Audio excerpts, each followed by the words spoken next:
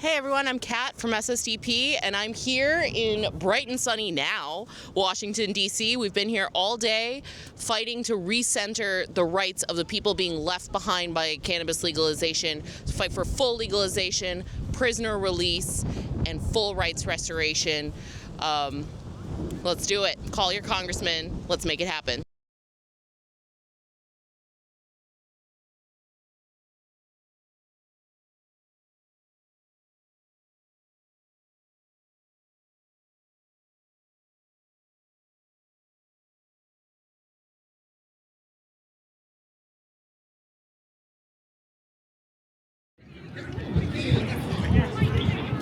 Good morning, everyone. Thank you for joining us here on 420 in Washington, D.C. My name is Murti, and I'm proud to be Executive Director of Students for Sensible Drug Policy, or SSDP, the largest grassroots network working to replace the disastrous war on drugs with policies rooted in scientific evidence, compassion, and human rights. Policies that make sense. Since 1998, SSDP has mobilized tens of thousands of young people to advocate for a more sensible approach to drug laws. We have helped push through countless policy reforms, including many of the state and local laws that have helped bring cannabis to the quasi-legal state the United States is in today.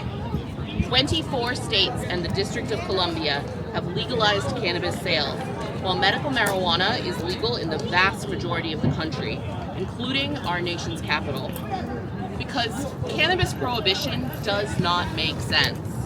And over 9 in 10 Americans, people on both sides of the aisle, agree. And with Wall Street traders peddling favorite cannabis stock picks and slick dispensaries with Apple Store aesthetics boasting curated shelves of branded packaging in just about every major city in the United States, the average American can be forgiven for thinking that the war on marijuana is over. But cannabis is still not legal in the United States, not at the federal level and not in a meaningful way. There are around 200,000 marijuana-related arrests in America each year. Over 90% are for simple possession. And right now, nearly 3,000 people remain in federal prison for cannabis-related offenses, some serving life sentences within miles of a dispensary that sells more marijuana in a single day than the amount that they are locked up for. These are not abstract statistics.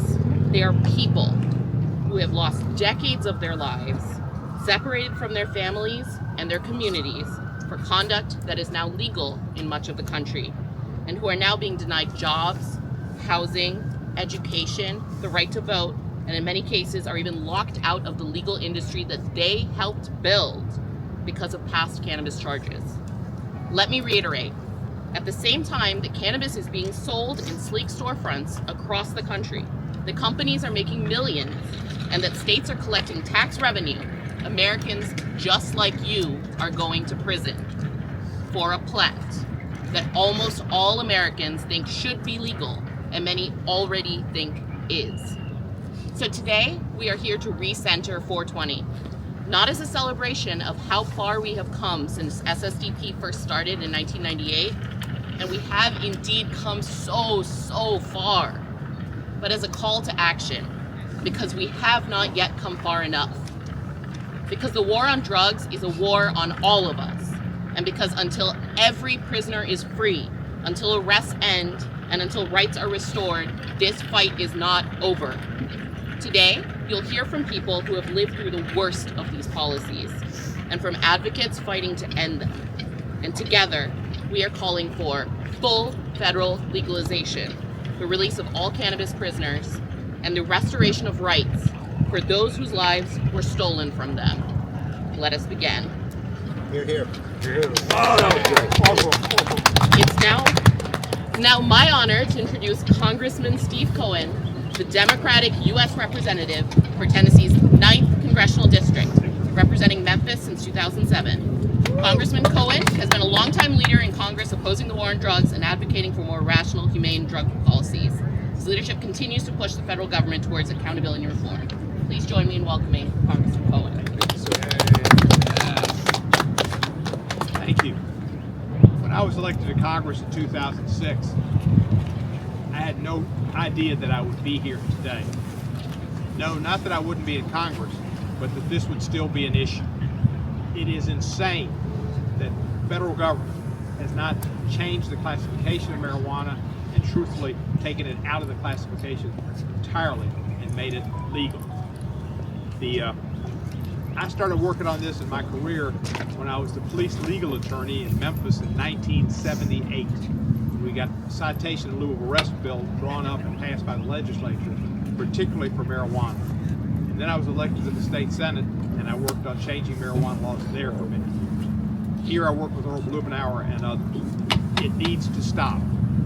Putting people into jail only helps the illegal trafficking of marijuana and makes it continue. And it takes away people's liberties, takes them away from their loved ones, and takes away SNAP payments, benefits, and other benefits that are prohibited from people convicted of marijuana offenses for lifetimes. I have a bill I've introduced this year, the Restore Act, Reentry Support Through Opportunities for Resources and Essentials Act of 2025. That would end the federal lifetime ban on people with drug felonies from receiving SNAP and TANF benefits. And there's no reason they shouldn't have those benefits because of a one-time offense maybe 20, 30, or 40 years ago. 21 states, including my home state of Tennessee, still enforce SNAP drug felony bans. 92% of individuals suffer from food insecurity when released from jails and prisons. In my state, it's about a 64% favor legalization of marijuana for recreational purposes, whatever recreational means, and about 80-some-odd% favor it for medicinal use.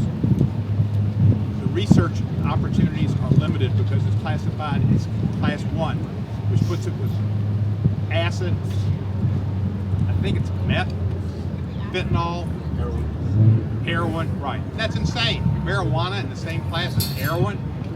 People do not die from overdoses of marijuana. And it should just be legalized. The federal government should do it. So I'm happy to be here with these young people on 420. I know in my city and over the park there'll be a lot of people out there at 420 and they'll be having a blast. Yeah! Thank you for being here. If you have any questions, I'll be happy to answer. Yes, ma'am. Sentiment for marijuana has definitely changed a lot, both within your party and even across the aisle. Where do you think the party stands overall? I mean, I know not everyone's on the same page yet, but where do you think the party overall is right now? Well, you know, Joe Biden wanted it to be reclassified. The DEA was supposed to do it. It went through certain loopholes, but they didn't push it. Bad term, I guess. They didn't pursue it. And the DEA stopped it. I think it's bureaucrats at the DEA whose job is to enforce drug law, not to have rational classifications. So they stopped it, held it. But Trump has asked for it too. President Trump just did a change on psychedelics. He wasn't on psychedelics, but psychedelic drugs. You never know. You sure? But he should do the same with marijuana. He says he's for changing it. He said it in his first term.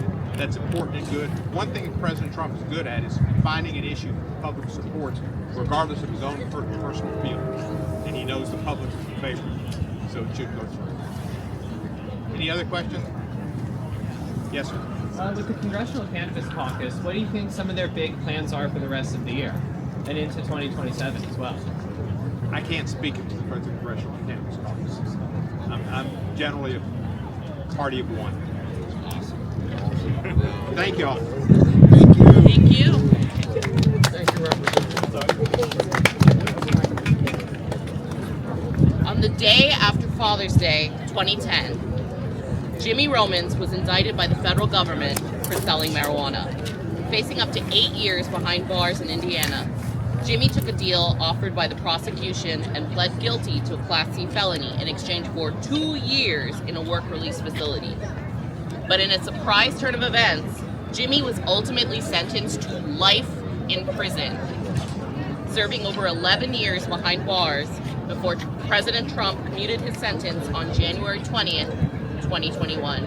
Jimmy, thank you for joining us today. Good afternoon. My name is James Romans. I served 11 years on a nonviolent life sentence for marijuana charge. Serving a life sentence for marijuana faces a person to reckon with a punishment that feels widely disproportionate the offense. Days blur into years inside the rigid system where time is both abundant and suffocating. The routines, count time, meals, limited restriction, not very much recreation, becomes a framework of existence. But they do not quiet the persistent awareness that the outside world keeps moving without you. Family members age, relationships strain or disappear, and milestones pass like distant echoes. What began as an involvement with a substance now legalized or decriminalized in many places becomes a lifelong consequence that can't be undone. There's also a psychological weight that settles in, the sense of being left behind by shifting laws and public attitudes. News trickles in about changing policies, booming legal cannabis industries, and debates about criminal justice reform, and it's not hard to feel like it's a relic of harsher era. Hope becomes complicated. Appeals, clemency petitions, or reforms offer a sliver of possibility while we're in there. But nothing's guaranteed. Survival depends on adapting, finding meaningful in small routines, and holding on to some sense of identity beyond the sentence, even when the system reduces a person to a number and a past mistake. That's a small glimpse of a failed war on marijuana legalization. Legalization has to be done. This country has been dealing with this issue for far too long. Men and women are suffering, families are suffering, and for what? A plan. I am free now, but there are still many countless men and women still serving sentences, including life sentences, for a plan that has sold across America, every day. Please change these laws. That's what we're here for today. I want to thank everyone that said a prayer, pushed my name to the limits, or even just had me in their thoughts for one day. It really means a lot when we're in there and we don't have anybody. What we're doing today is a voice for the voiceless. There's people in there that don't have a voice. Some of them don't have families. And that's what we're here today for. To get the awareness for the people that are in there suffering these conditions, for a plant that you can go, like she said, down the street and buy at some of these facilities. I'd like to give a special thanks to Alice Johnson and Ivanka Trump, because they're the ones that pushed my name to be able to get to the president's desk on his very last day. And thank you, President Trump, for having the courage to sign that and let me re-enter society again. I'd like to thank SSDP and Travis Cohen and everybody here. It's been an honor, and I appreciate the time, and we just need to get these prisoners home. I still have a co-defendant in there. His name is Kevin Harden. His condition is not good health-wise, and we're just trying to push for him to get home, so we just need to free Kevin Harden. Thank you. Thank you, Jimmy. Free Kevin.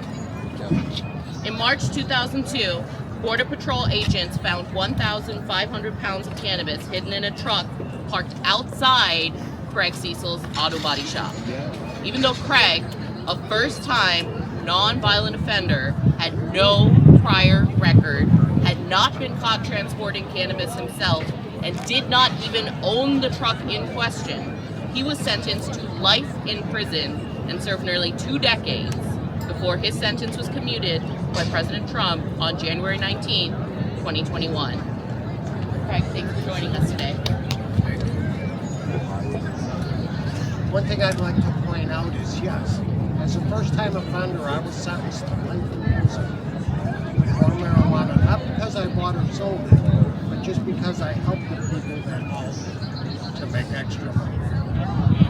But really what I want to point out is, although my indictment only had my name on it, and my sentencing paper only had my name on it, I wasn't the only one sentenced. All the people in my business lost their jobs. My two children were my father died during my time in prison, and there was nothing I could do to say goodbye. My son died while I was in prison. He was 8 years He lived without one of his parents and unfortunately died of a drug overdose. I had to say goodbye to him by my daughter putting the phone on speakerphone on top of his casket. So really, I wasn't the only one sentenced to a ridiculous sentence for what shouldn't even be a crime. My family was, my workers were, my friends were. But the big thing is yes, I got relief. I got relief from President Trump when, like Jimmy, on his last day in office, he commuted my sentence to 10 years. But unfortunately, we left behind an extremely long list of people serving ridiculous sentences for marijuana. And that's why we're here to point out, I did get relief. But that relief didn't extend to all the people I left behind. And that's what I want to point out. All of those people, there's almost 300 of them here in federal prison. They all have children. They all have mothers and fathers. They all have friends and co-workers. And that's what we have to remember. This is a large number of people that are affected by a law that doesn't make any sense. I got out of prison and I was on home confinement with an ankle brace. I was allowed to go to the doctor. On my way walking to the doctor, I walked in front of a dispensary in Chicago. I stopped in front of the dispensary, watching a string of people going in and a string of people walking out with small paper bags. I started asking them, is marijuana legal? And they're like, oh yeah, marijuana's legal, it's no problem. And I lifted up my leg and my pant leg and said, then explain this. Why am I locked in my house? And before that, I spent 19 years locked in a federal penitentiary. Yes, this is a big issue to a lot of people. We have to look, it's not just the people that deserve to go to prison, as a lot of people like to think. It's people like my son that didn't deserve anything that happened to him out of my conviction and sentence. That's what we need to fix. Our marijuana laws need to make sense. And I'm hoping we can convince our lawmakers to change our marijuana laws to make sense. I'm pushing for the federal government just needs to deschedule marijuana completely, make it no longer a federal controlled substance.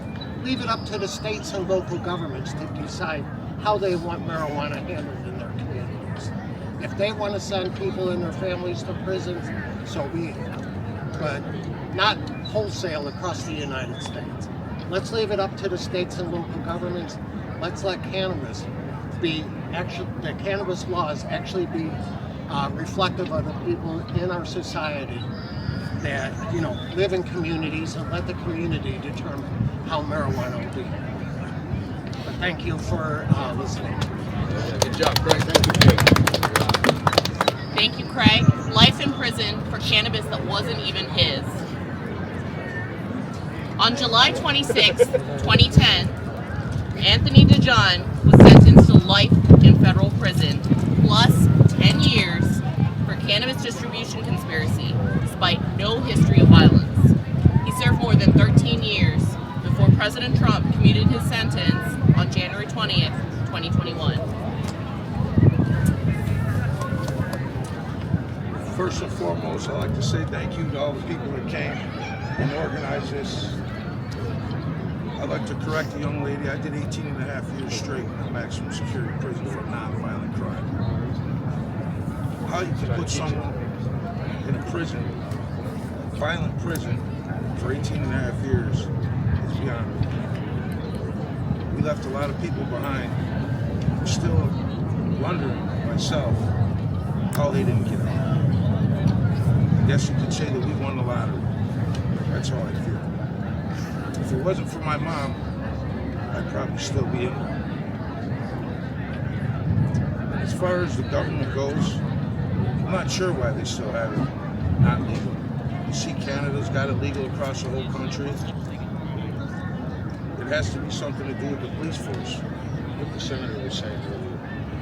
I'm not sure why it's okay in the state to sell it and smoke it, but it's not legal on the federal side. It's sad to see you leave a lot of friends behind. that are in there for the same thing doing a lot of time. As far as getting out of prison after 18 and a half years, reintegrating into society is wild. The world's moving so fast. When I went to jail, they had flip phones. I got out to a flat screen phone and started laughing. What is this? I just wish that all marijuana people that are in the system could be free. It's a nonviolent crime. What are they doing behind bars? And the sad thing is, like Cesal said, their families are doing harder time than they are. Their kids, their wives, moms, dads. It's a sad thing. It really is. I guess you'd have to live the experience to understand it. If we could, I would hope that the Congress, President Trump, free the prisoners, legalize it. I'd just like to say, thank you for allowing me to come and have this press conference and talk. It definitely was a wild ride. Never made it out of the United States Penitentiary. Very violent, very scary. How the government could even classify someone to go into an environment where you're around a bunch of murderers for a plant that everybody smokes today. Mostly everybody. I'm sure there's still people in the closet smoking it, but whatever, it's legal. I've never seen anybody commit a violent crime smoking marijuana in my life, or heard of it.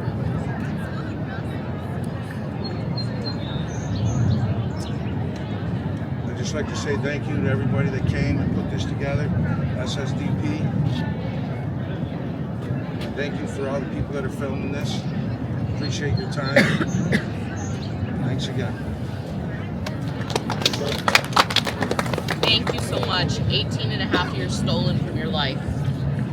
In the summer of 2016, Jeremy Grove was pulled over by state police who found 0.1 grams of cannabis and arrested him for simple possession.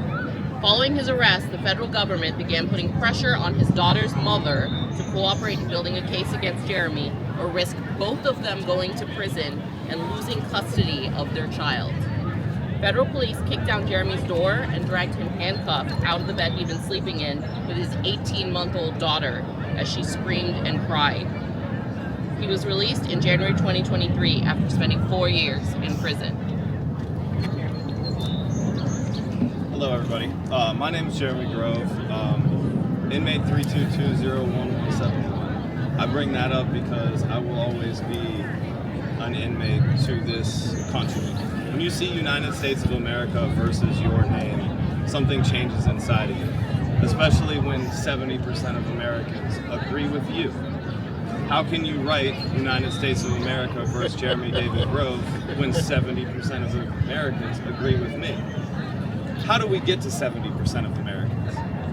Ever since the 70s, we've had a certified war on drugs. That means the United States of America is going after the plant as a war, as an enemy. 70% of people now think that marijuana in this country should be recreationally legal to anybody 21 and over. Why? Because we're right. That's it. The people who are against us are wrong. This is a right or wrong issue. It is wrong that these men got life in prison. The people who put them there are wrong. They do not belong behind judges' benches. These prosecutors do not belong to get promotions for putting people in prison for weed. You have a system that's set up on the amount of years you give, how tough you are on crime. This is an easy one. Go after weed people, they don't fight back. When they came in, guns up, with my daughter in my bed, they knew that I didn't have a gun, that I wasn't selling weed anymore. They knew all of that. They didn't care. They wanted to scare me. Why? Because I'm a weed guy. I'll give someone else up. I didn't. That's why I'm here today. I'm the only person in my case who went to prison. Other people told, other people gave money. This is corruption. This is right or wrong. You have to choose a side. If you choose the side of prohibition, if you choose the side of muddying up waters, calling marijuana, hemp, separating all these things, still going after people for failing drug tests, trying to take their kids away, violating people for using federally and state legal products, this is wrong. This is not a joke. This is not oh, we're a bunch of 420 hippies. We chose to be here on 420 instead of in our hometown smoking weed on our thing with our people. Why? Because our people are still inside. Sure. Our friends, the people we know, the people we love, they're still inside. They're not out here. They're not celebrating 420. They don't know the world has changed. They don't know that you can go to the store and you can buy it and you can smoke it in front of people. They don't know that because they're in prison for life. They will die there if we do not show the world that they are wrong and stand on it. That's why I'm here. Have a nice day. Great job.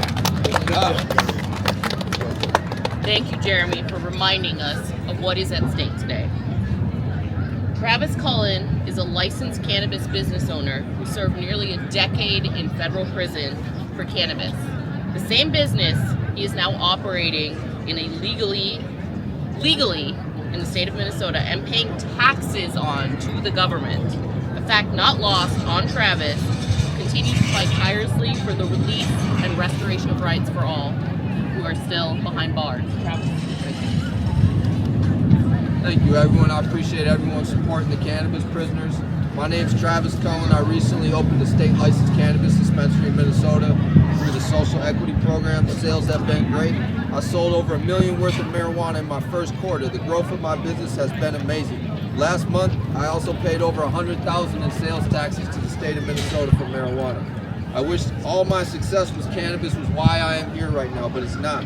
My story is about when I was 21 years old and I was arrested with 700 pounds and sent to federal prison for 8 years. And I got 135 months and I served 8 years in federal prison.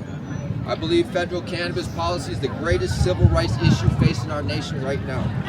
The sentences are too harsh, our laws are unjust and immoral. When it comes to federal cannabis policy, while I send sales tax checks into the state of Minnesota for cannabis, Edwin Rubis, a father and a model inmate, sits in prison on a cannabis charges since 1998 with 8 years left. 8 years left. As my register rings, Kevin Harden sits in federal prison. Kevin has been in prison the last 12 years. He has 10 more years left now and is in very poor health.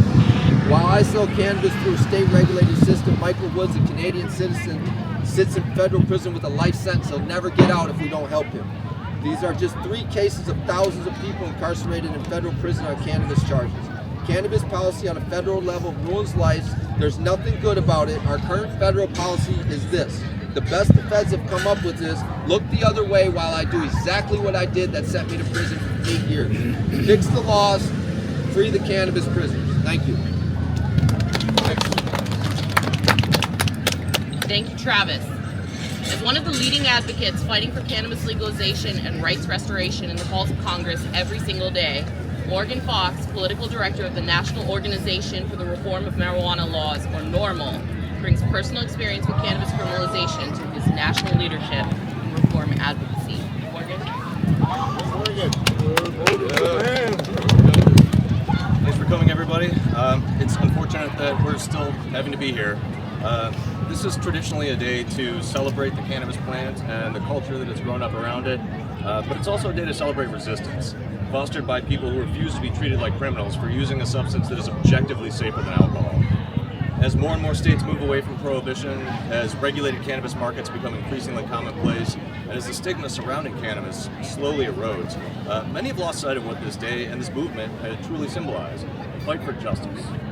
Far too often in the cannabis policy conversation these days, economic issues and social alarmism overshadow the ongoing plights of the people who are incarcerated, people who are dealing with the lifelong collateral consequences of a criminal record, and people who face discrimination for cannabis-related behavior that is increasingly legal at the state level. With all the strides we've made, it can be easy to forget how much work is still left to do in order to achieve true cannabis justice, even in places where the substance is now legal in some form, but especially at the federal level, where cannabis remains illegal and where relatively mixed progress that we've achieved so far is constantly under threat. While the president has done some amazing work with clemency, that has started to slow down. While the president talks about reclassifying cannabis, a largely symbolic move that has no impact whatsoever on criminalization of consumers, and as subsidizing certain cannabinoid products through the healthcare system, U.S. attorneys are reasserting their ability to arrest people for simple possession on federal land. Immigration authorities continue to broadly use cannabis-related convictions to deny citizenship or initiate deportation. And those charged with federal violations continue to receive sentences that are completely out of proportion with the impacts of their actions. In Congress, a handful of champions continue to introduce sensible legislation to change punitive federal policies and resolve the legal conflicts that currently exist with a growing number of states. Yet, obstructionist committee chairs and party leaders allow even incremental reforms to stagnate.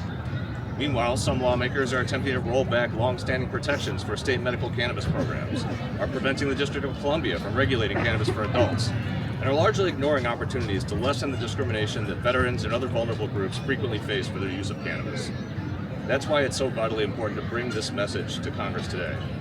By focusing on the people who have been most harmed by our outdated laws, we can recenter the national policy conversation on achieving justice and repairing the devastation visited upon individuals and whole communities, and make sure that has been done, or that what has been done to the people standing up here is never done to anyone else again. Thank you. Well said. Thank you, Morgan. Sheba Williams, founder and executive director of No Leaf Turns and a member of the board of Virginia NORML, has spent years working on cannabis legalization, resentencing, and direct support for people impacted by long-term incarceration. At the age of just 10, Sheba and her older sister awoke to an empty house. Their mother, ultimately sentenced for 6 months, and father, sentenced for 38 years, had been arrested the night before, marking just the first of many times that the penal system intersected with Sheba and her family's lives. Sheba, thank you for joining us today. Good morning. My name is Sheba Williams. I am the founder and executive director of No Left Turns, a Richmond, Virginia-based nonprofit that focuses on the quality of life for individuals impacted by incarceration. I am also a Virginia NORML board member. I've been a witness to the benefits of cannabis when my mother and grandfather were diagnosed with cancer, anxiety, epilepsy, pain, etc. Yet we still criminalize those who use these as a benefit. For the past decade, I've worked to improve the quality of life for individuals who have been impacted by mass incarceration in Virginia. For 22 years, I have lived with the felony conviction and the 60,000 plus collateral consequences that come with an arrest. I have been impacted by incarceration my entire life. Both of my parents were arrested when I was 10 years old, and when they suffered from substance use disorder, they got handcuffs and not support and treatment. I have watched our state promise us revenue and legalization for nearly 6 years, but disregard the prioritization of release of cannabis prisoners and expungement and record sealing and restoration of rights for those who remain incarcerated and those who are living under carceral control due to the smell of cannabis, due to Virginia's reliance on our version of stop and frisk, which disproportionately impacts Black Virginians 3.6 times more than any other base who use cannabis at the same rate. We celebrated legalization in 2021, but quietly left people in jails, prisons, and under parole and probation. The push for legalization in 2021 was centered around impacting those who have been most harmed by the failed war on drugs. And we're not seeing that at all in 2026. In fact, it is moving more toward punishment, and we know that Black and brown people are targeted most. Our governor, Abigail Spanberger, proposed amendments to our cannabis retail sales and resentencing bills, which add new criminal penalties while removing equity measures and decreasing opportunity for Black entrepreneurs, is set to take us backwards for a fight that we have been fighting for six years. We have to prioritize people. No one thinks about those who have been incarcerated based on the lie of the smell of cannabis. Virginia outlawed pretextual searches in 2021, and now our new administration is proposing going backwards, increasing penalties for possession, decreasing equity access and licensing, adding more crimes while saying we want automatic record sealing and release. The failed war on drugs has destroyed our communities for more than 5 decades. We've lost funding in education, parks and recs, job training programs, teacher pay, skilled earners in our workforce, and many other beneficial and preventative social programs while investing more money in incarceration. Even when we know the consequences of incarceration on individuals, families, and communities,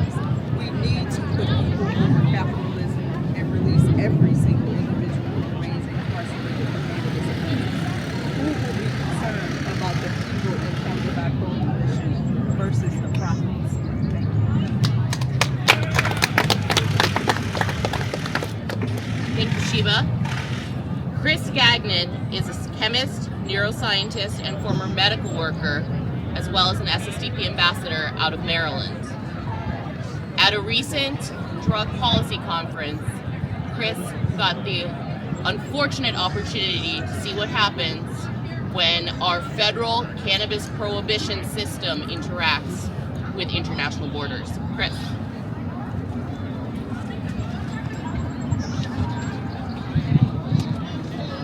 Good morning, everyone.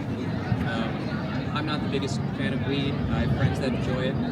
I have friends that enjoy weed. I know some people that make it their identity, but that's not necessarily me. You may find it strange to see me here today, but I'm here because cannabis reform affects all of us, whether we use weed or not. Last year I visited Detroit with some friends.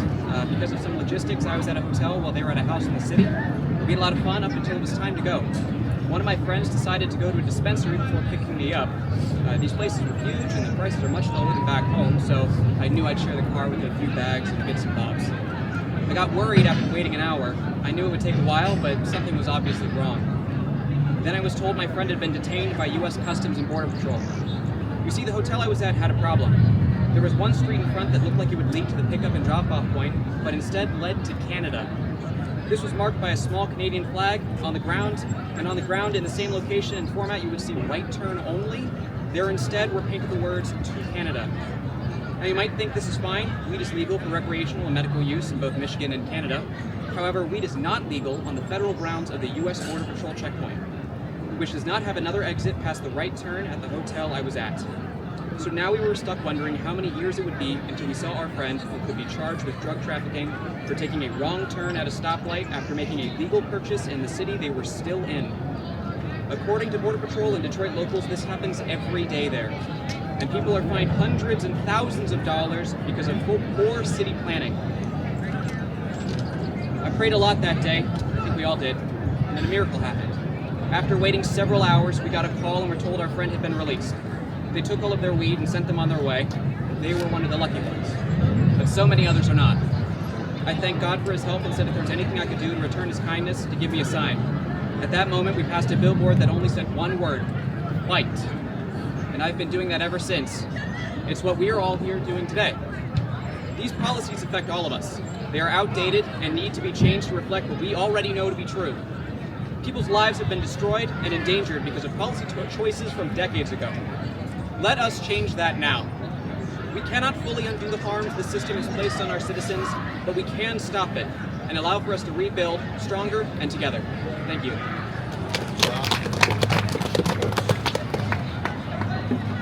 Eric Jansen is a U.S. Marine Corps combat veteran who served the United States in Afghanistan twice, in 2011 and 2013.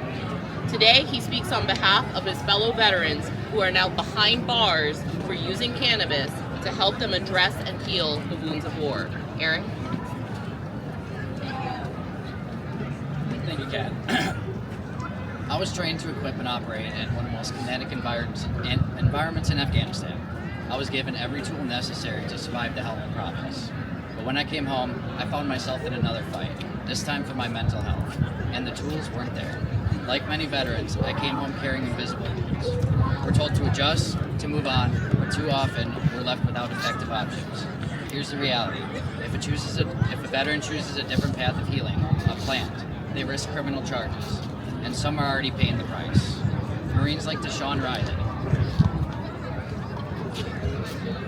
airmen like Robert Deals, and soldiers and Native Americans like Christopher Fenner. They served their country, and now they serve time for non-violent cannabis offenses. That is not justice. You've trusted us in combat. You should trust us with our own healing. This isn't about politics. It's about aligning our laws with science and with reality. No veteran should come home from combat only to fight their own government for the right to heal. It's time for our laws to catch up with the science, and it's time for our laws to catch up with veterans. Semper Fidelis. Thank you. Thank you, Eric. On to another Eric. This fall will mark the 40th anniversary of Congress's enactment of mandatory minimum sentences for growing or distributing cannabis. Then counsel to the U.S. House of Representatives Committee on the Judiciary Committee Subcommittee on Crime, Eric Sterling helped pass that law. Quickly realizing the horrors that it caused, Eric left Capitol Hill to found the Criminal Justice Policy Foundation, and in the decades since has been one of the most consistent and powerful voices calling for an end to the war on drugs. He speaks to us today on behalf of Law Enforcement Action Partnership. Eric?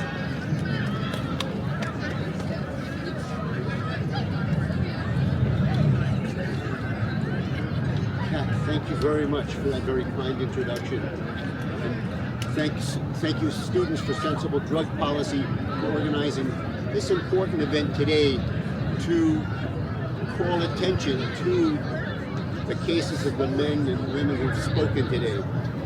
I'm Eric Sterling, and I'm representing the Law Enforcement Action Partnership. LEAP is an international organization of law enforcement and criminal justice professionals, cops, correctional officers, prosecutors, and judges, almost all of whom have seen how bad the war on drugs is from their own experience. The Law Enforcement Action Partnership understands from experience that legalization paired with strong regulation is the most effective way to protect public health and safety regarding cannabis. As Kat said, I was deeply involved in enacting the mandatory minimums of 1986, probably the most unjust law that the Congress enacted in the last half of the 20th century. Congress had no intent when it passed that law that the men who stood before you a few minutes ago would be the targets of the offense. The legislative history that the Congress wrote said this is about the highest level traffickers, the major traffickers, the global level traffickers, not the men outside an auto body shop or somebody who's just a small offender. The laws were written hastily, they were ill-considered, and it is outrageous that 40 years later they're still on the books. For the last 37 years, I've been working for the legalization of cannabis, and we've made enormous progress in the states. And I'm proud today to represent law enforcement's call to Congress to legalize cannabis. Most of the problems associated with cannabis stem from its illegality, now led primarily by the federal government. The problems are caused not by cannabis, but by the illegality, and they include the cartel involvement, the violence in the remaining illegal market, youth access in the illegal market, unregulated, potentially unsafe products in the illegal market, as well as money laundering, tax evasion, and police and political corruption. Supported by federal prohibition, state criminal cannabis cases are still consuming valuable law enforcement resources and court resources that would be better directed toward serious crime. Federal illegality handicaps the legal cannabis industry in the majority of states. It blocks legitimate interstate commerce and profoundly handicaps research into the medical benefits of cannabis. Every person still incarcerated for a cannabis offense is the victim of grievous injustice, as are the millions who face lasting consequences due to cannabis offenses. If Congress were to pass a cannabis legalization year, is there anyone who really doubts that President Trump would sign it? Why wait any longer? Thank you.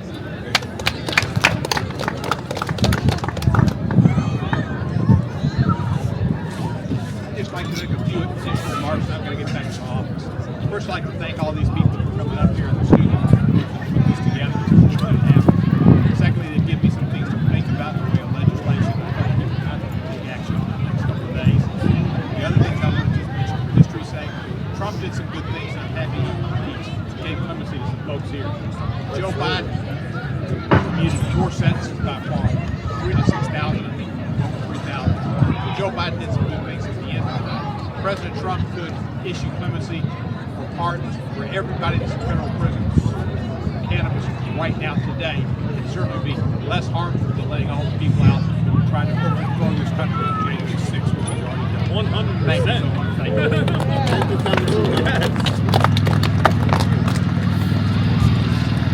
As Director of Federal Legislative Affairs at Families Against Mandatory Minimums, or FAM, Kevin works with congressional staff members and other Kevin Hagan works with congressional staff members and other stakeholders advocating for sentencing reform and the release of people serving excessive prison terms.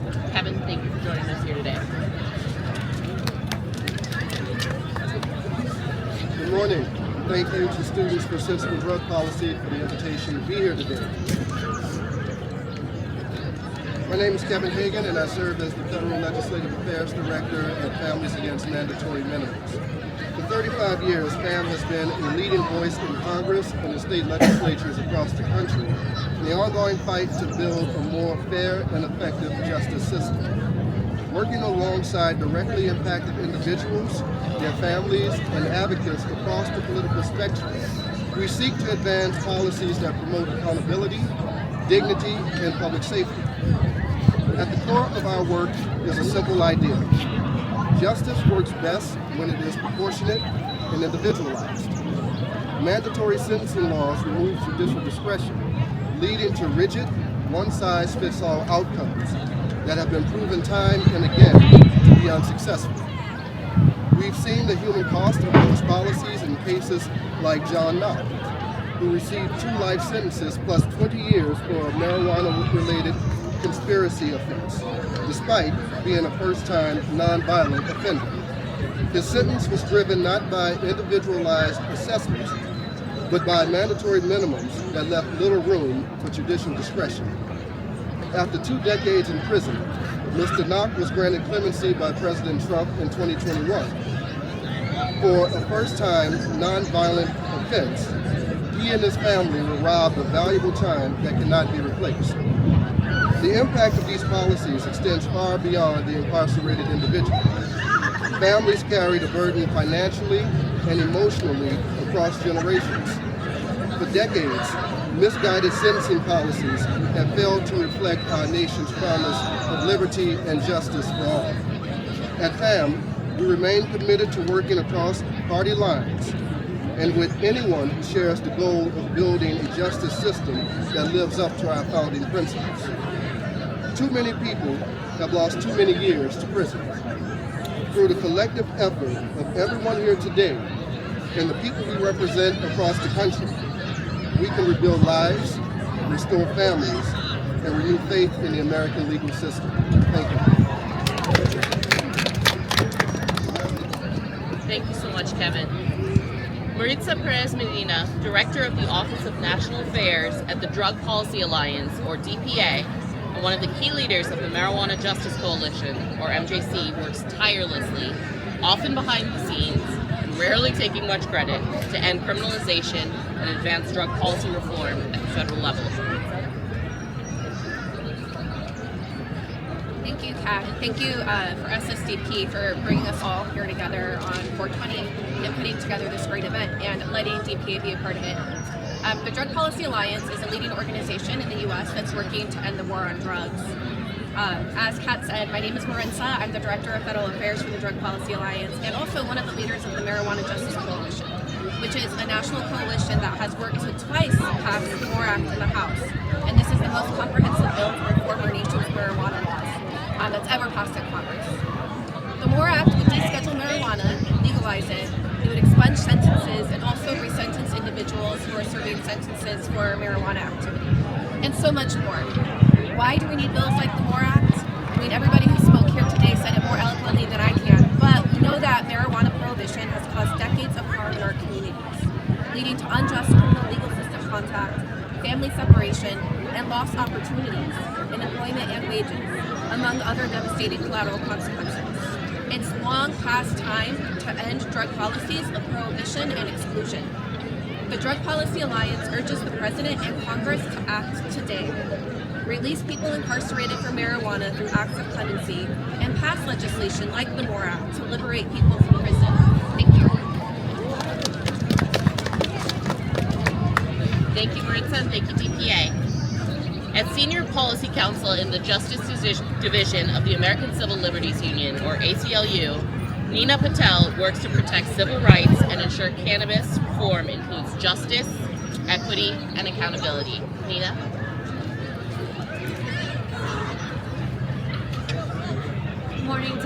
who's joined us here today. Thank you so much to Students for Sensible Drug Policy for bringing us all together here today to hear these important stories. My name is Nina Patel. I'm Senior Policy Counsel at the American Civil Liberties Union, or the ACLU. I'm here to talk to you today about a problem that is as persistent as it is unjust, and that's the racial disparities that exist in marijuana enforcement in every town and every county in this country. Black Americans are nearly four times as more likely to be arrested for marijuana-related crimes and offenses as white people in this country, even though rates of use are similar. This racial injustice is not an accident. It is the result of policy choices like federal prohibition. While states have made progress, either through legalization or criminal justice reform measures, it is not enough without full federal descheduling of marijuana.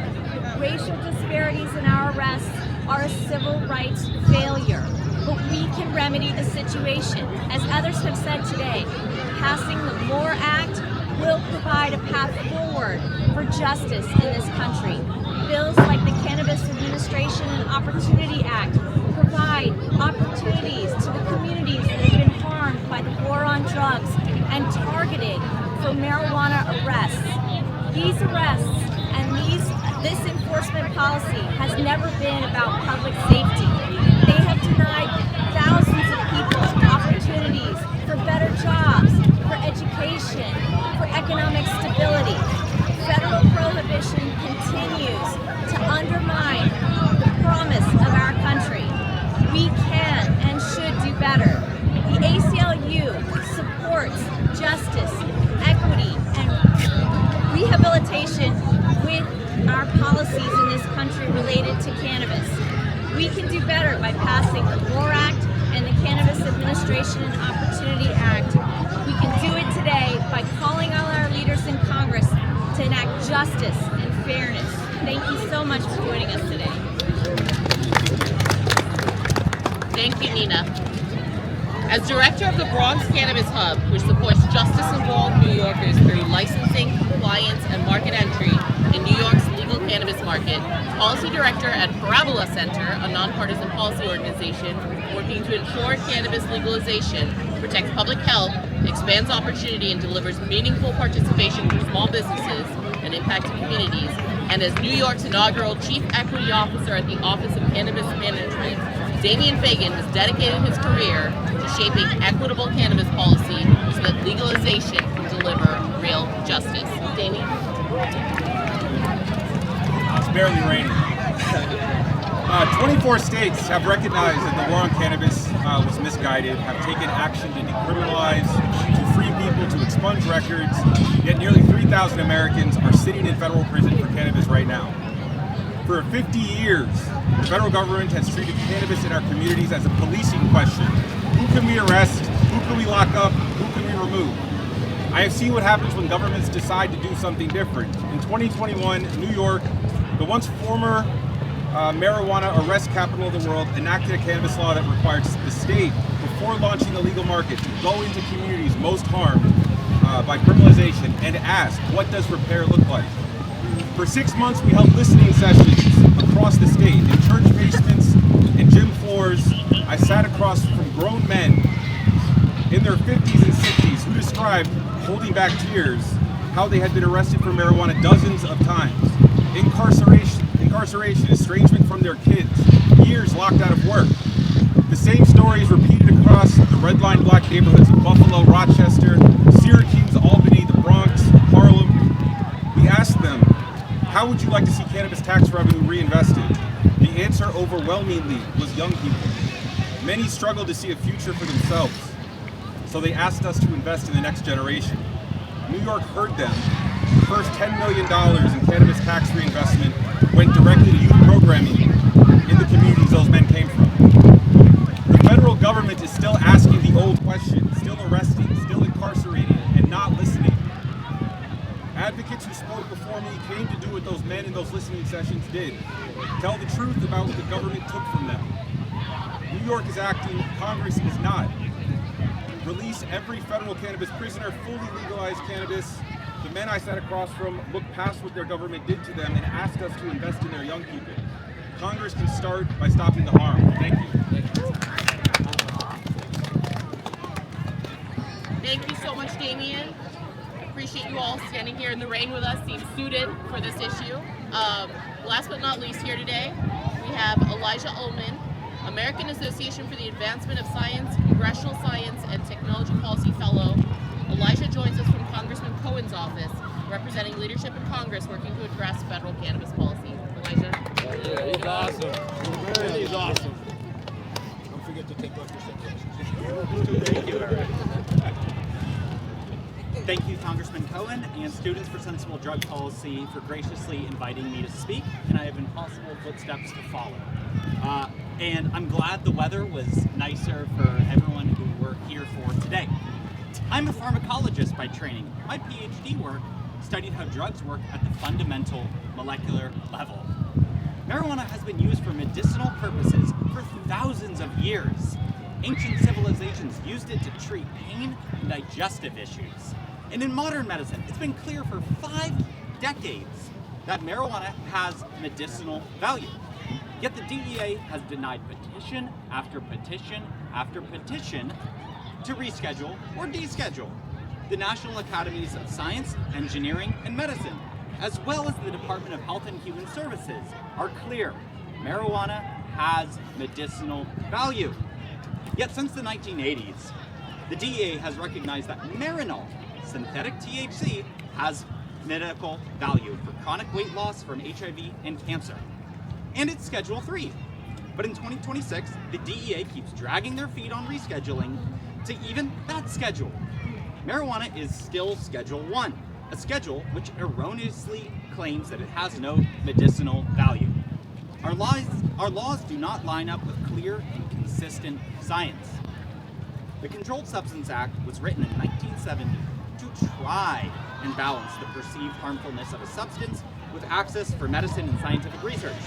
It has failed spectacularly with regards to marijuana. There's a greater risk of death from driving a car, swimming, or even being struck by lightning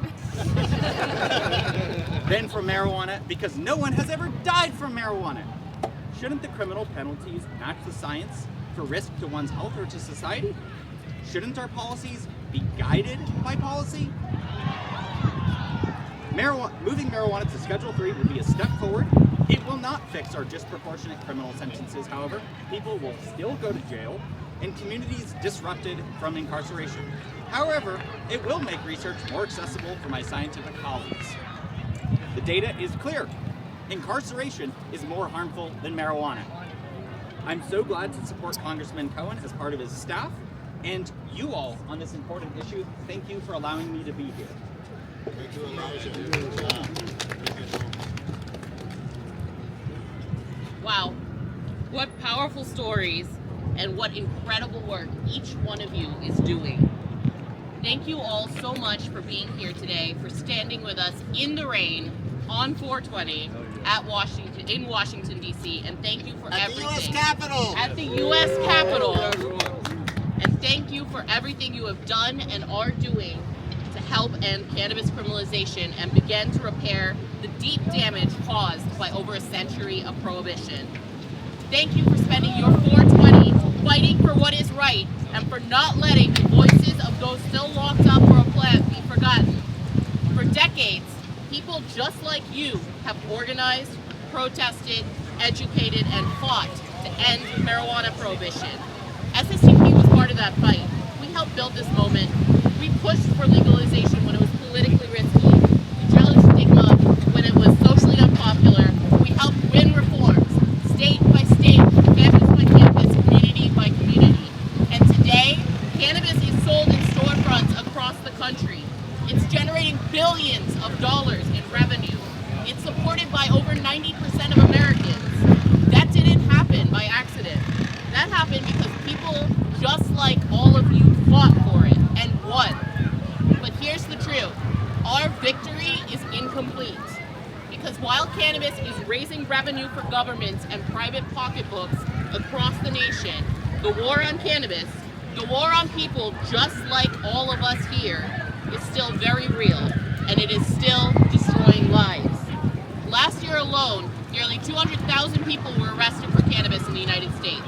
Right now, nearly 3,000 people remain in federal prison for cannabis-related offenses.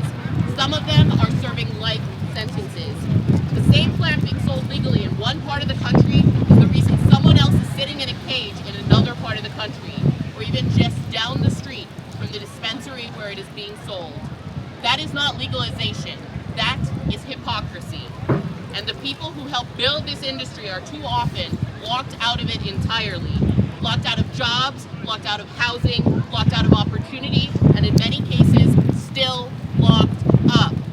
So today, we are reclaiming 420, not just as a celebration of how far we have come, and we do have a lot to celebrate, but as a demand for what must come next. Because this fight is not over until every cannabis prisoner is free. Right. Until every arrest stops and until every right is restored. That is why we are here, and that is what we are fighting for. We need full federal legalization, we need the release of all cannabis prisoners, and we need full restoration of rights. Not later, not eventually, now. This is not a partisan issue. This is about justice, this is about freedom, and this is about whether we are willing to correct a wrong that has gone on for far too long. We invite all of you to continue this conversation at our congressional briefing in Rayburn 275 at noon today, and I hope you will see all of you right back here on this spot on May 13th for Cannabis Week of Unity. And SSDP and the Cannabis Unity Coalition will fight for legalization. The war on drugs is a war on us. Legalize marijuana, free all cannabis prisoners, and happy 420. Thank you.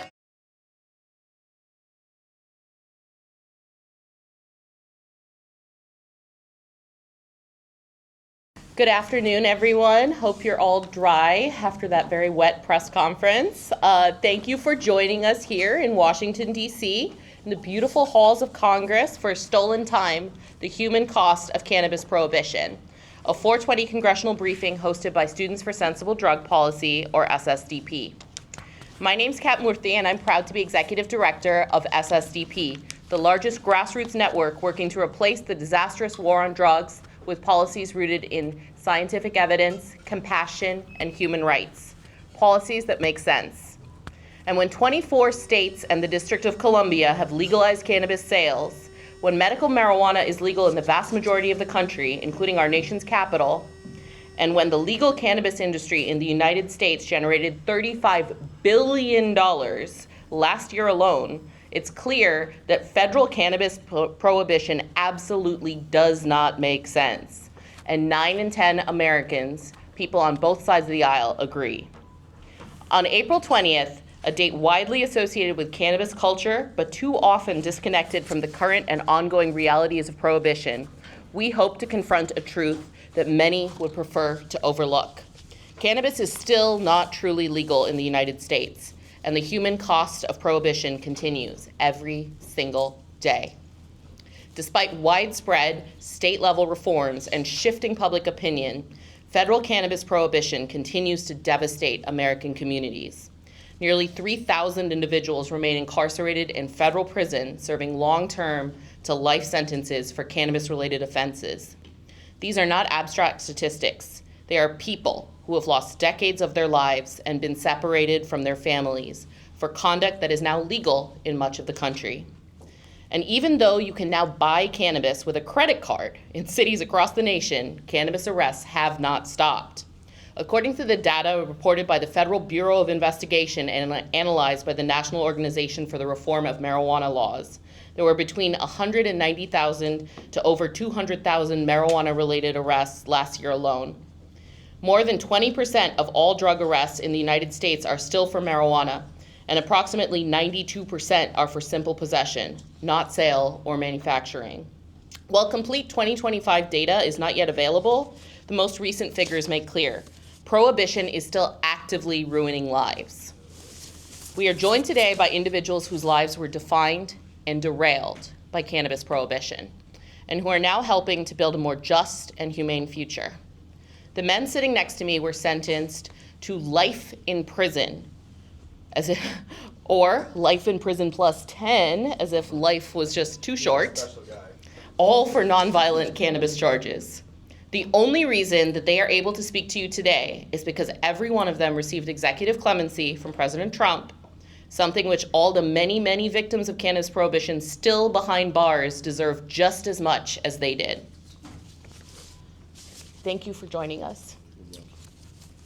On the day after Father's Day 2010, Jimmy Romans was indicted by the federal government for selling marijuana. Facing up to 8 years behind bars in Indiana, Jimmy took a deal offered by prosecution and pled guilty to a Class C felony in exchange for 2 years in a work release facility.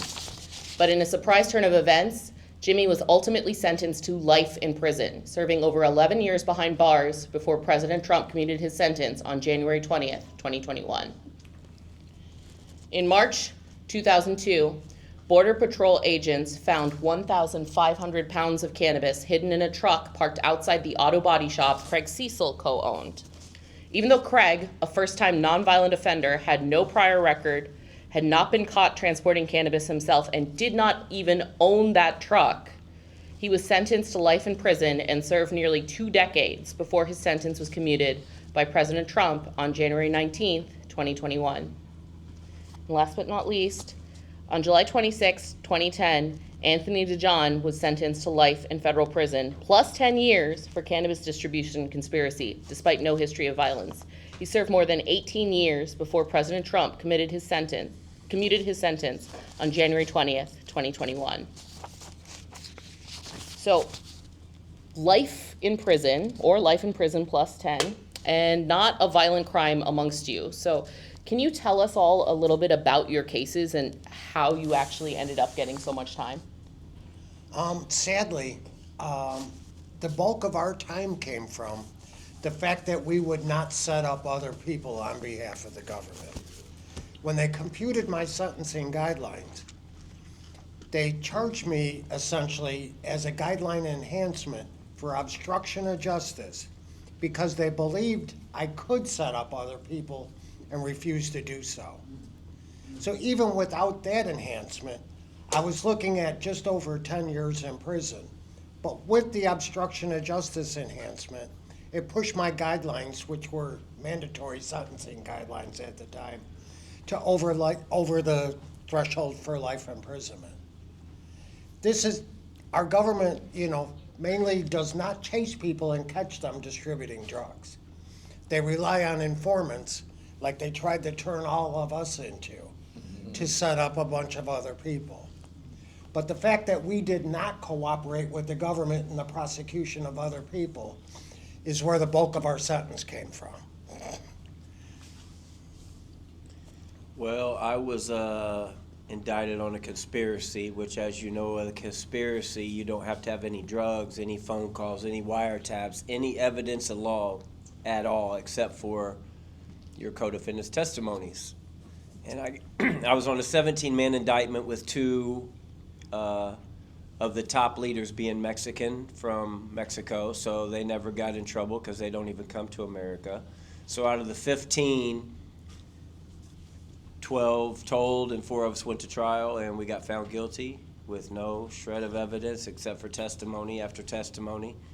And they took their word on how much weight there was, how much money. They just took everything for a grain of salt, anything that these people would say.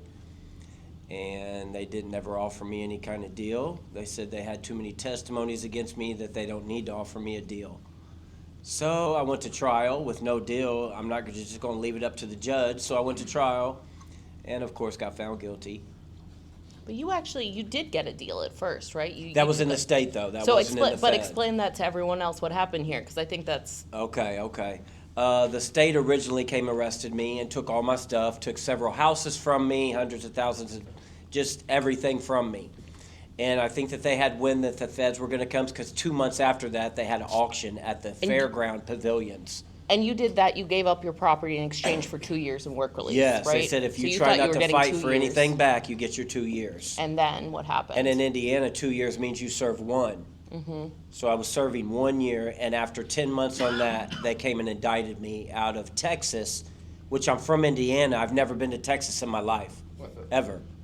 And that's where the indictment came from. That's where they flew us. That's where trial, everything was in Texas, because Indiana said that there was no case. But in Texas, there evidently was a case, because on a conspiracy, you can get charged in any district that they say anything that furthered the conspiracy happened. On just someone's word. Well, they said what got the jurisdiction they're saying in Texas is somebody drove from Indiana, but they drove through the eastern district to get to the northern district. But since he drove through there, never got caught driving through there. He just said he drove through there.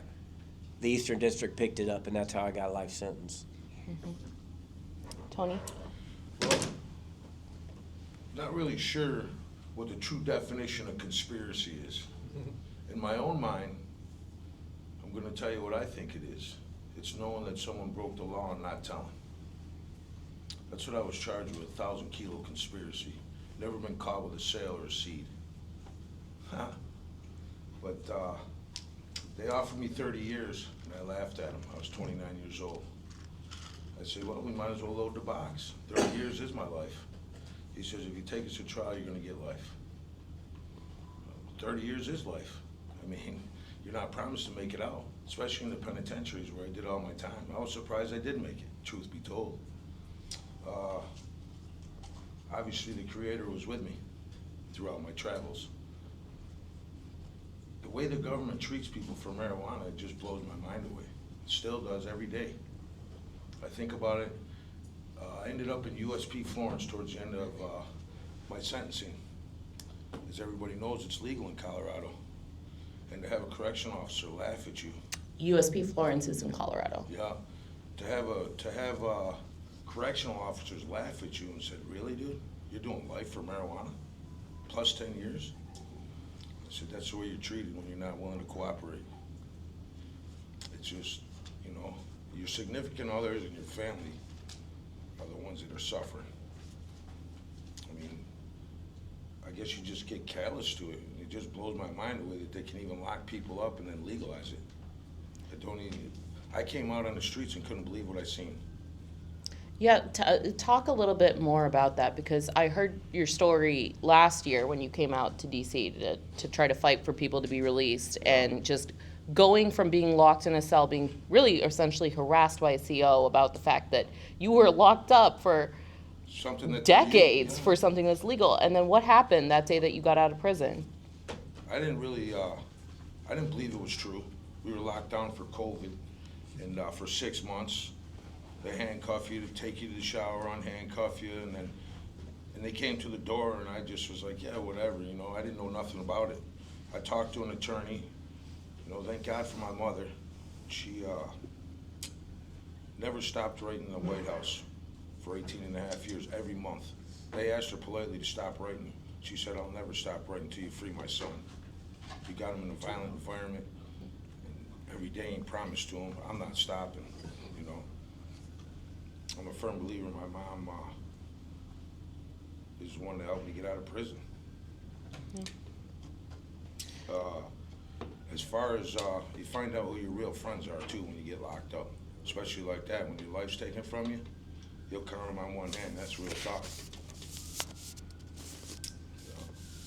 So let's talk a little bit about that then. So all of you all got out in part because you had people outside who were speaking for you, and that's why you're here today, right? Yes, most definitely. What role does that play? Why is it important to talk about the people who are still in prison for this?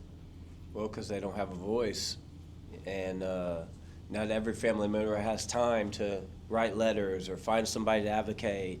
I mean, like to he keep said, moving, to be able to come visit. Yeah, because it doesn't just take one phone call. Like he said, it's a repetition. It's that these people have seen my name thousands of times now, and that really does help. And it's like people like you that come in the room that really care, you know, that push the envelope, because if it wasn't for people like this, you can't get nothing done in there. Just can't get nothing done. What blows my mind away is, why didn't we all get released? Why is it just a certain few? Yeah. Why didn't they release all the cannabis nonviolent? And I understand that, you know, they put you in a violent environment. Things happen in prison. Maybe some people have some charges inside the prison system, but I mean, they're putting you in a situation where you have no choice, either live or die. So what does it feel to get a sentence like life, to know that you'll probably never be free again?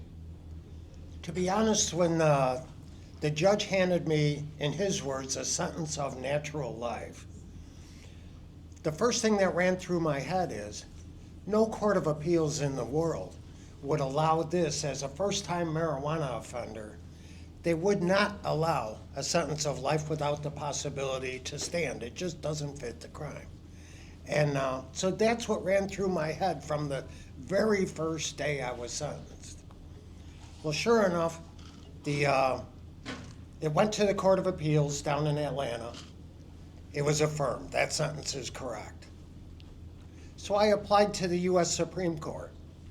The Supreme Court actually granted certiorari to me, granted review, vacated my conviction, and sent it back. Wow, I won relief at the U.S. Supreme Court. Unfortunately, they sent it back to the Court of Appeals in Atlanta, the same court that just affirmed my sentence. They just affirmed it a second time. So there I was with all that hope in mind, and it all got blown away by the court. And it seemed like every 2 or 3 years, there was something guaranteed to get relief and send you home from prison. And even all the guards in the prison were over again saying, marijuana's going to be legalized soon, you'll be out of here. I heard that from the day I went in 2002. And well, there I was in 2021, still a prisoner. And when they said, you know, maybe clemency with Trump. Well, I had applied for clemency under President Bush, denied. Applied for clemency under President Obama, denied. President Trump campaigned on, tough on crime. I didn't even apply for clemency. I figured that was a lost cause. So with no application in at all for clemency, a lot of activists went to the White House. There was a change.org petition with over 220,000 signatures on it. That's what convinced the president to set me free. There was no application for clemency for me. Who set me free was the activists that say, I'm only one person, I can't make a difference. They did make a difference. I'm here to say it. And that's why I'd like to encourage people, yes, one person can make a difference, as all those one persons did for me. Thank you. Yeah, one person makes many. Mm-hmm. Yeah. And the real important thing is family. Mm-hmm. Man, like he said, family. I wouldn't be here today without family. Powerful. And the prison system cuts people off from their families. Yes, yes. They rip you thousands. Like me, for instance, I'm from Syracuse, New York. They move you clear across the country. And if your family's not well off, they're not coming to see you. You ain't getting visits. Yeah. And I'll be honest with you, in the prison system, that's the only escape you have, is when your loved ones come to see you. It's visits, and you didn't feel like you were in prison when you got to see your family for 8 hours, whatever it was. And they move you thousands of miles away. It's just like, what are you doing? What's going on here? I just don't. The system to me is all about money. That's all it is. And there's a lot of great people in there. And there's some people that belong there, no doubt about it. But for the most part, I met a lot of good people in prison. Really did, man. A lot of artists, just a lot of great people. And it's sad, especially to leave the marijuana people behind. Mm-hmm. I was kind of blown back to hear that, there was only a handful of us. I'm thinking, why didn't all of us get out? Yeah. What's the reason for that? Mm-hmm. And to be a Schedule I, it still don't make sense to me. I'm still on parole right now. They've had me for 25 years in the hemp right now. 25 years, half my life. I'm 52 years old, man. Over a conspiracy, over someone saying they bought some grass from me. Wasn't even a live buy or nothing. It doesn't, it's legal now. Okay, it's time to, release the chains. What's going on here? I have a pretty cool parole officer. And I tell him every time he comes to the house, like, what's up, man? I mean, you know, it's time to free me, dude. Enough. Yep. How old were each of you when you went to prison, and how old were you when you got out? I was 29, got out when I was 48. Yep, I was 39 and got out when I was 50. I was 42 when I went in, and I was 62 when I got out. What did y'all miss in that time? How had the world changed? It was actually funny when I hit the street. I felt like I was a child again. I had never seen a laptop. I had never seen Facebook or Google. I had never seen a parking meter you couldn't just put a quarter in. I mean, everything had changed.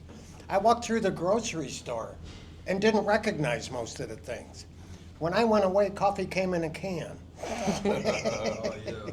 I mean, everything changed, and it was a riot just learning the world again.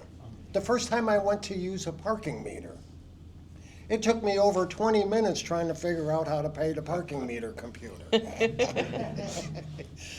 The other thing that was amazing is just on my way home from prison, after being mistreated by Bureau of Prison staff for 19 years, we stopped at a gas station.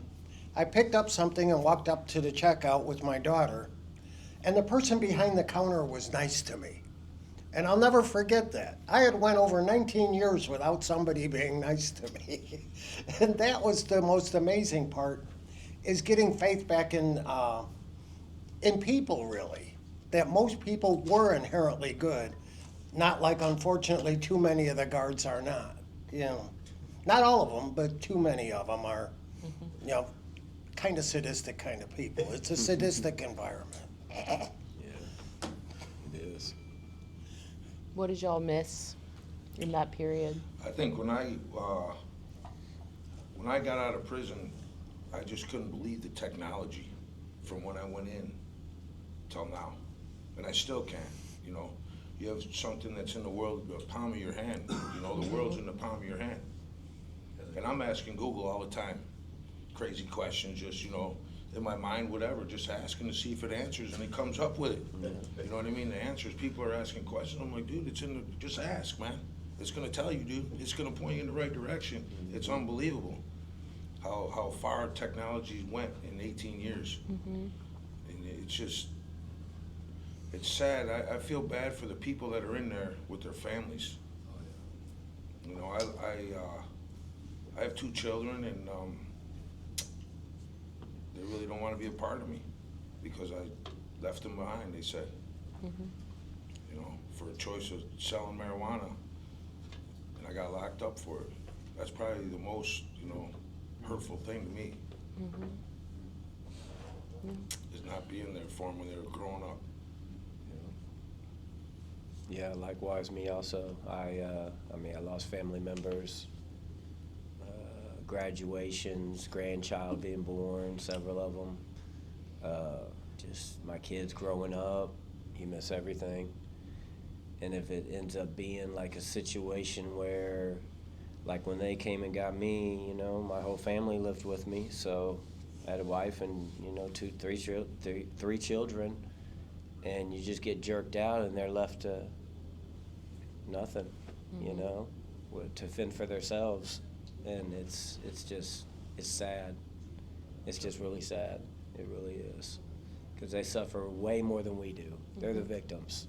Even though we did what we did and put them in that position, the government's doing what they're doing for something they shouldn't be doing, and look what it causes. Domino effect all the way down through the family, maybe down through generations, the way it affects the kids. Absolutely. So it's really sad.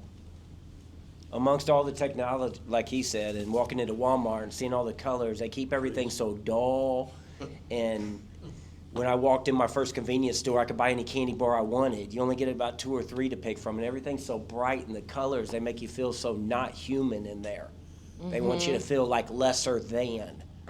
And that's their goal, and they do it daily. They do it. They do it good. They know what they're doing. They've been doing it for so long. It's just like a well-oiled machine, and it's sad because some people don't make it out the same mental that they went, because like he said, some of the things we've seen, I wouldn't want anybody to see some of the stuff that's happened. I don't even talk about some of it because it's just too bad, you know, it's just too bad. How were you all able to access clemency? I know Craig told us a little bit about his journey, but what happened to change the trajectory of your lives from being locked in a box for the rest of your natural existence to being free? I never owned a life sentence. From the day I got that and walked back to the unit, I said, I'm going home. Year after year after year, we're filing, I'm writing every day to the White House, to this person, to this person. I just knew for some reason, this ain't me, you know? I'm not supposed to be here for the rest of my life. So I walked like that. It didn't change me. Now, some things, of course, affected me, but it didn't change. I didn't allow it to change. I did the time, I didn't let the time do me. So I didn't allow it to affect who I am as a person. And it does a lot of people, and I've seen it, and they get on drugs, and they start running up bills, and the next thing you know, they could end up dead and not ever going home, and they could only have 6 months. It's what these places do to you. It's what they do to you. There's no advocacy in there for anybody. There's no, and for us three, there wasn't even no reentry. Because we got out in one day. Explain that a little bit, because I don't think that everyone understands how clemency works. Did you know that you were getting out? When did you find Nobody out? knows you're getting out. You hope and you guess, but before that, there is no reentry offered to people with life. Why? Well, you ain't never going home in their eyes. So why give you reentry? Well, look, we came home. Let me pause you. What's reentry? Into society. Yes. Yeah, no. But to explain, like, what were you missing? What were you not getting? What is the program? Oh, okay. Well, I wasn't allowed to take it, of course, but I heard other people that had taken it that were leaving. Of course, we've seen thousands of people leave, you know, over the years, and they try to they update you on what's going on out there now. They got computer skills that they try to give you the basics and stuff like that, and then you're like I said, I haven't taken the class, but basically it's trying to integrate you back into how life is now, and guide you in places that hire felons, guide you in places that have programs and stuff to help you. Well, when you get let out on clemency, in what does one that day, look like? the door opens and you're gone. You might not even have somebody pick you up. So you go to bed thinking that you're going to be in prison the next day, and then you wake up, and what happens? Well, with me, I thought that I was on a list. I had heard for years that I had been on a list. And the morning came, and we were on lockdown for COVID, and I knew I wanted to see a list because I knew a list came out. I had heard on CNN. The list came out. We don't have TVs or anything. We just have radios. So the guard's walking by. I'm trying to get his attention. I got a little rapport with him. You're never real cool with a guard, but sometimes you got a rapport with one. And I said, can you do me a favor? He said, Romans, I don't do favors. I said, I need to see the clemency list. That's what I said, and I'm still in my bed, you know what I mean? He said, I got things to do, because we're on lockdown. He's trying to get everybody, So about 2 hours later, I was sitting there stewing. I got up out of my bed. I was at a low facility. Our doors actually didn't lock. It was like a dorm. I went out the door, walked down the stairs. I'm not supposed to be doing any of this. And I get down to the office. And I said, man, I really, really just need to see that list. He said, Romans, you ain't supposed to, if you don't get, he used some nice words, but out of my office, I turned around, started walking away. He yelled my name. I came back in the office. He turned the computer screen around, and he had his finger right on my name. Wow. And I started yelling and screaming and just, let's go, I don't need my stuff. He said, no, it's not that easy. It's not that easy.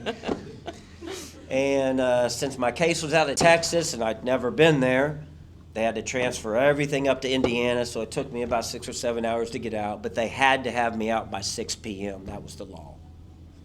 5:59, I walked out. There was a 13-passenger van with all my family, came pick me up. People flew in from out of town to get in that van. It's amazing. good times. From then on, good times. But then we're here now, you know? This is what brings us to here. We got to get something done so them people can have good times back at home with their family. Yeah, Because it's so- ridiculous for a plant. You're right, you're here. And all three of y'all, since you got out of prison, have been consistent and I think tireless advocates for those who've still been locked up for cannabis-related charges, about 3,000 of them still. Who is left behind in prison and how do we help them? Here's the He's list got a big of list, but people that right before he gets currently started, working I don't with. want to interrupt, but Kevin Harden is my co-defendant. He's the last one on our case. He's been in there for 15 plus years. He died one time on the operating table because he has a bad heart, and they brought him back to life. Right now, he's in a medical institution in North Carolina. He's got blood on his brain. Just had another He surgery, right? Yeah, he just had. He has to actually at this time for 24 hours a day wear a vest that's got an outside of the body pacemaker. And the doctors in there are even telling him he needs to go home.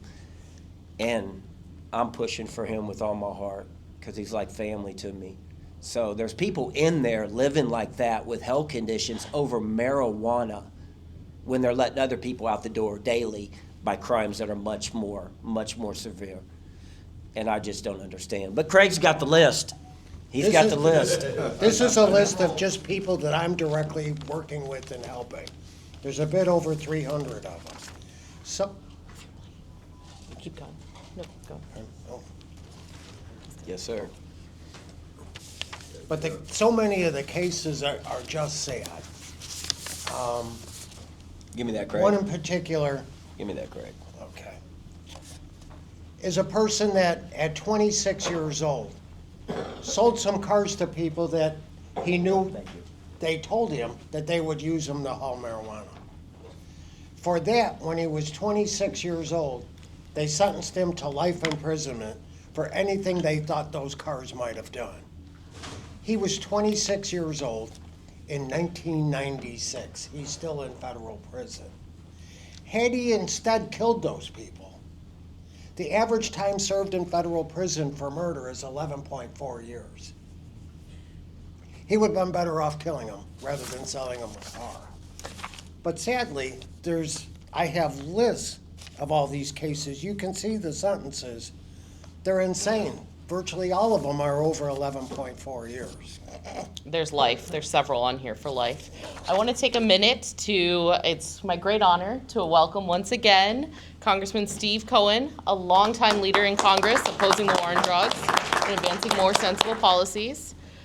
The Congressman has been a consistent supporter of cannabis decriminalization, a co-sponsor of comprehensive reform legislation like the MORE Act, and a leading voice calling on the federal government to finally align its policies with the will of the American people. He also just joined us out in the rain at our press conference earlier today. Nice. And most recently, he's been pressing the Department of Justice for clear guidance and accountability as the federal government considers rescheduling marijuana. So please thank me in welcoming Congressman Cohen here today. Thank you. Thank you all each who came to the press conference and are here today. I think when I was last in this building speaking about marijuana, it was in a committee room or subcommittee of judiciary, and there was a lady, I think she was from DEA, and I got on her and made her promise that they'd get on it promptly and try to do something about the reclassification, and she said she would. I guess she lied. Guess so. And Trump didn't push, Biden didn't push her. I gotta admit, Biden didn't do anything. And a lot of Biden stuff was disappointing to me too. It's not all Trump bad and all Biden good. It's all Biden kind of good minus and Trump bad, small plus. But, Trump could let everybody, as I said, Trump could pardon everybody that's in prison now, commute Yes. their sentences and get them out. And would there be a harm to society greater than letting all those people out on January 6th? No. I think 30-something of those people released on January 6th have already been rearrested for things like sex with a child, assault, violent crimes. So it wouldn't hurt the society at all, and it would be justice. I mean, it is unjust. These gentlemen here who spoke about being sentenced to life or to long-term sentences for marijuana, even be it sale. Life, that's insane. And we do that.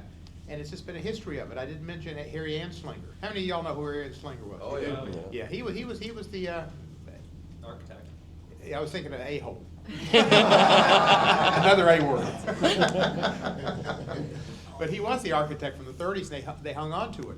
And it was because they wanted to prosecute blacks and brown people, Indians and blacks, and it was jazz musicians a lot. I mean, they smoked marijuana, and they talked about it. It was an easy prey for Nixon. And Nixon had and before Nixon, everybody else before, and Nixon had a commission. Who was the name of that commission? Was it the Schaefer Commission? And they said to legalize it. And they didn't do it because Nixon administration knew it was good politics for them to continue to harass black and brown people and put them in jail. Instead, just say no. You know, it's just crazy. So, but the problem, I think, comes down to, and Eric, you may have a different opinion, but when you get down to the DEA and the laws, the policies that change the classifications, you have to go through the DEA, and that's the Strait of Hormuz for changing. Right, exactly. Yeah. This guy's awesome. And they put that in there for that reason. They don't want to change it. They had a hand in passing the bill, and they wanted to make it where it'd be there forever, and they sat on it. And Trump could do something about it. He might because he's irreverent, but he does, I think. So if any of y'all have any idea, and I'm gonna ask y'all a question. Each of y'all commuted your sentence. Trump commuted them, right? Yes, sir. There are two of you here. Was there a third person down? It doesn't make any difference. Two of you are here. Oh, is there a third person I can't see? Yeah. Oh yeah, I didn't go backwards. I went forward. Do you have any idea why your sentences got commuted and the other people in jail didn't? Because there were other people in jail at the time. Well, in my aspect, I had a lot of people. You have the right to plead the fifth. No. I had a lot of people advocating for me, but at the end, when I got out and I met Miss Alice Johnson face to face, she said that she actually ran across my case on social media, and her Ivanka dug into it more, and that's how I got pushed. How'd you get on social media? My sister, my family. Okay. My family started it, pushed it from day one, and didn't stop the whole time I was there. Every one of these guys had their family pushing and asking over and over again for years. Years. Did most everybody who had family pushing get a commutation? No. No. So there's still something unique about your case. I know Miss Johnson, and she had a drug offense herself, and because of the Kardashians, they gave her. President Trump gave her, I think, a pardon, maybe a commutation, and she was from Memphis. And she's in Memphis again, I think. But there's just everybody's in the same boat. I mean, That's right. So they should That's let right. everybody. Everybody. Yep. I agree. I don't know how they pick cases. I don't know. I really don't. But I know the pardon attorney's office has been slacking for however long they've been open.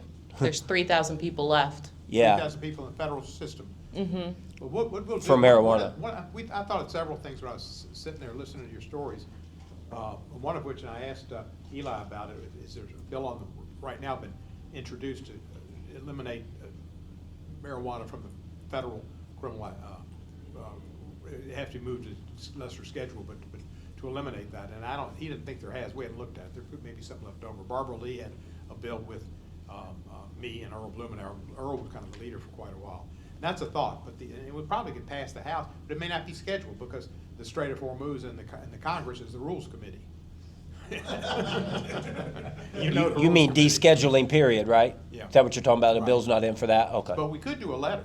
Yeah. If we do a letter, we might ask y'all to sign on. Please. Send it to Ms. Johnson, We will. to the President, Yes. and say, Yes. hey, why not pardon all the people? Yes. Pardon some of the people, great. Why not pardon all the people? Save money in the prison system and get everybody out. And I had this thought last night. I was laying in bed and I couldn't sleep, and I thought to say I'd get on my knees and praise you. That's too much. But you're awesome. But we ought to do something like that. Yes, I agree. We'll try. Why let one when everybody's still in there for the same thing? It makes no sense. No, it doesn't. And in Tennessee will be the last state to do almost anything. I got Tennessee when I was a senator there for 24 years to pass a horse racing referendum, which was approved in Memphis, but we never had the person with the money and the possibility of making a profit on it to come forward. A guy told me during our hearings that dogs beat horses, and we had a dog track across the river. And casinos beat dogs because people want action. So I got lottery passed, and that's gone on and made over $8 billion for education. I had to fight for that for 20 years. But marijuana, they still haven't done. And they had a bill up last week to say if the federal government changes classifications, that will not require the state of Tennessee to change their classifications, and nothing will happen until the General Assembly passes it, which means the 12th of never. So it's a tough go, but our letter might work, and we can figure out how to do it and get maybe get a few other signatories. I don't know who we can get. It's a tough go, sir, but nobody understands why. It shouldn't be tough. It shouldn't be at all. There's no toughness to it, you know? Just a swipe of a pen. That's he it. pardoned That's the prime minister or president, I guess, of Honduras, who helped import 500 pounds of cocaine. Yeah. And he got a pardon. And then arrested somebody the other day. Yeah. That's a lot more damage with that. I don't have anything else to say unless you want me to. I could sing You've said a lot, and we appreciate you. Yes, for sure, for sure. Thank you. Thank you. Thank you.